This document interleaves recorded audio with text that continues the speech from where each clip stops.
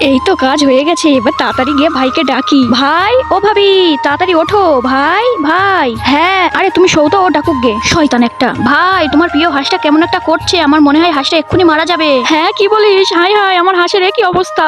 ভাই, হাঁসটা মরে যাওয়ার আগে চলো আমরা হাঁসটা জবাই করে পিকনিক করে খাই। তুই স্বপ্নেও যেন এসব ভাবিস না। হাঁসটাকে দেখে মনে হচ্ছে ঠিকই আছে, তাহলে এমন ঘাড়মোড় ভেঙে পড়ছে কেন, কিছুই তো বুঝতে পারছি না। ঘরে নিয়ে গিয়ে দেখি কি করা যায়। বেচারা এখন হাঁস নিয়ে পাগল হয়ে যাবে। ভাবি, চলো আমরা স্ট্রবেরি তুলতে যাই। আরে কি মুশকিল, হাঁসটার তো ঘাড় সোজাই হচ্ছে না। এখন একটাই উপায়। কি হলো লিনা, তুমি এত হাসছো কেন? না না, এমনি। নিশ্চয়ই তুমি হাঁসটার সাথে কোনো শয়তানি করেছো। রাতুল জানতে পারলে কিন্তু তোমার কপালে কষ্ট আছে বলে দিলাম। তার আগেই হাঁসটা রান্না হয়ে যাবে। হাঁসটা আর ঠিক হবে না, যাই জবাই করে দিই।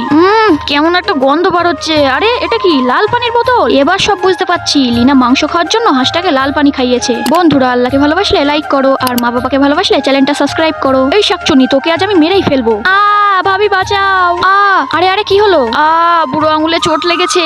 আরে বেশ অনেকখানি লেগেছে দেখছি। এই নাও, এই ওষুধটা লাগাও। বলছিলিস পিকনিক করবি, যা তাড়াতাড়ি গিয়ে গুছিয়ে নে।